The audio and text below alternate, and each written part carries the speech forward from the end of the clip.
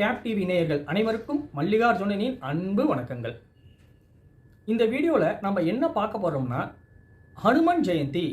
ஹனுமன் ஜெயந்தி என்னைக்கு கொண்டாடணும், எப்படி கொண்டாடணும் அப்படிங்கிறத இப்போ நம்ம பார்க்கலாம். இந்த வருடம் ஹனுமன் ஜெயந்தி 2 நாளில் வருதுங்க சார். இதை எப்படி நம்ம கொண்டாடணும் அப்படிங்கிறது பல கேள்விகள் எனக்கு வந்துக்கிட்டு இருந்தது. 10/1/2024 புதன்கிழமை மாலை 7:44 மணி வரைக்கும் மூல நட்சத்திரம் இருக்கு. அதே போல வியாழக்கிழமை மாலை 6:31 வரைக்கும் அமாவாசை இருக்கு. அதனால இதில் எப்படி நம்ம எந்த நாளில் கொண்டாடலாம் அப்படின்னா, 2 நாளும் நம்ம கொண்டாடலாம். ஏன்னா ஹனுமனை நம்ம வருடம் பூரா, நம்ம வாழ்நாள் பூரா நம்ம கொண்டாடலாம். இதில் அவரோட ஜெயந்தியை 2 நாளில் வருது. நம்ம என்னைக்கு கொண்டாடலாம் அப்படிங்கிறது கேள்வி வருது இல்லையா? அதனால இப்போ நான் வெளியூரில் இருக்கிறேன் சார், நான் வெளிநாட்டில் இருக்கேன், எனக்கு பக்கத்தில் ஹனுமன் கோயில் எதுவுமே இல்லை, அதனால் நான் என்னைக்கு கொண்டாடணும் அப்படின்னு கேட்குறவங்க இருக்கீங்க இல்லையா?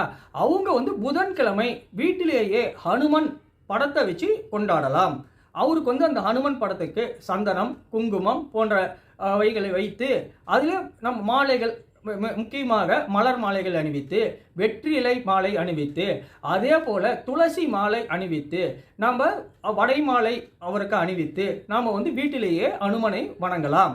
அதே போல் நம்மளுக்கு வாழ்க்கையில் பல தடைகள், பல தோல்விகள், அப்படியும் அவங்க எதில் தொட்டாலும் எனக்கு முன்னேற்றமே இல்லை சார், நான் என்ன பண்ணுறது அப்படின்ட்டு பல கேள்விகள் கேட்டுட்டு இருந்தீங்க இல்லையா? ரொம்ப கடனாக இருக்குது, வியாபாரம் பண்ணுறோம், வரவுக்கும் செலவும் சரியாக இருக்குது, இல்லை வியாபாரம் பண்ணி நஷ்டம் வந்துடுச்சு, இந்த மாதிரி பல கேள்விகள், குழந்தைகள் படிப்பு, இப்படி பல கேள்விகள் இப்போ கேட்டுகிட்டே இருக்கீங்க இல்லையா?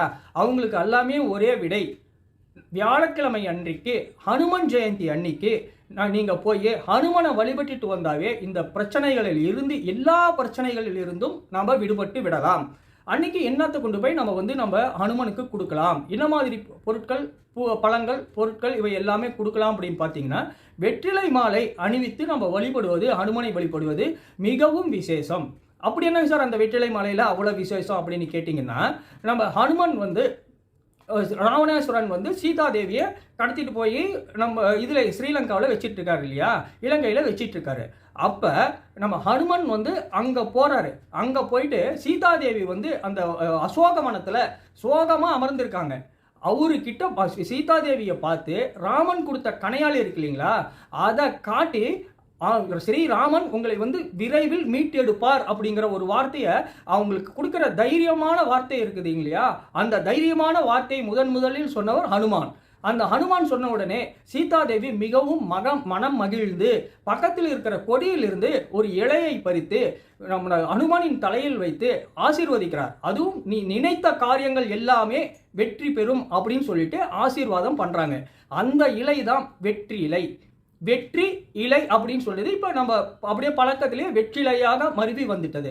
அதனால இந்த வெற்றிலையை ஹனுமனுக்கு அணிவித்து நாம் பூஜைகள் மேற்கொண்டால், பக்தி மேற்கொண்டால் எல்லா விதமான நன்மைகளும் வளங்களும் நம்மளுக்கு கிடைக்கும். அதுவும் வெற்றிகள் தானாக தேடி குவியும்.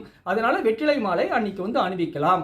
அதே மாதிரி இப்போ அப்படின்னு இருக்கீங்க இல்லையா, அது எதுக்கு அப்படின்னு நம்ம பார்த்தோம்னா, ராமனுக்கும் ராவணேஸ்வரனுக்கும் நடந்த யுத்தம் முடிஞ்சு ராமன் வெற்றி பெற்று அவருக்கு பட்டாபிஷேகம் அயோத்தியில் நடக்குது.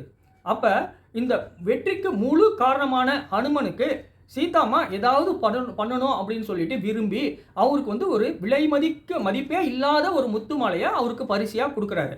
அப்போ ஹனுமன் அதை வாங்கிட்டு ஒவ்வொரு முத்தாக பிரித்து அதை கடிக்கிறாரு. வாயில் வச்சு ருசி பார்த்து கடித்து துப்பிடுறாரு. இதே மாதிரி எல்லா முத்துக்களையுமே கடிச்சு துப்பிடுறாரு. அதனால அங்கே இருந்த அந்த அவையில் இருந்த எல்லாருமே ஹனுமன் என்ன பண்ணுறாங்க அப்படிங்கிற மாதிரி எல்லாருமே ஒரு மாதிரியாக பார்க்குறாங்க. அப்போ சீதாமாவை கேட்குறாரு ஹனுமன் கிட்ட, மகனே என்ன ஆச்சு உனக்கு, எதுக்கு கடிச்சு துப்பிட்டு இருக்க அப்படின்னு சொல்லிட்டு கேட்கும் பொழுது ஹனுமன் பதில் சொல்கிறாரு, இதில் ஒவ்வொரு முத்துலையாவது எனக்கு ராமரசம் தெரியுதா அப்படின்ட்டு நான் கடிச்சு பார்க்குறேன், ஆனால் இந்த முத்தில் ஒன்றில் கூட ராமரசம் இல்லையாமா அப்படின்னு சொல்கிறாங்க. அதனால தான் நம்ம ஹனுமனுக்கு வடமாலை அப்படின்னு அணிவிக்கும் பொழுது, ஒவ்வொரு வடையும் தட்டும் பொழுது ராம நாமத்தை நம்ம சொல்லிகிட்டே தட்டி நம்ம வடமாலை அணிவிச்சோம்னா ஹனுமனுக்கு, அவர் அதை கடிச்சு பார்த்துட்டு அதில் ராமரசம் இருந்தால் நம்மளுக்கு எல்லா விதமான செல்வங்களும் வளங்களும் கிடைக்கும் என்று அதுவும் வெற்றி கிடைக்கும்னு ஆசீர்வாதம் பண்ணுவார். அதனால் நாம் இந்த ஹனுமன் ஜெயந்தி அன்னைக்கு இந்த மாதிரி நம்ம கையாலேயே வடையை தட்டி அதில் ராமநாமம் சொல்லி நாம் தட்டி போட்டோம் அப்படின்னா வாழ்வில் கிடைக்காத வெற்றிகள் எல்லாமே கிடைத்து எல்லா வளங்களும் ஓங்கும் அப்படின்னு சொல்லிட்டு ஐதீகம் இருக்கு. அதனால நாம் ஹனுமனை எப்படி நாம் கும்பிடுறோம் அப்படின்னா ராமநாமத்தை சொல்லி கும்பிடணும்.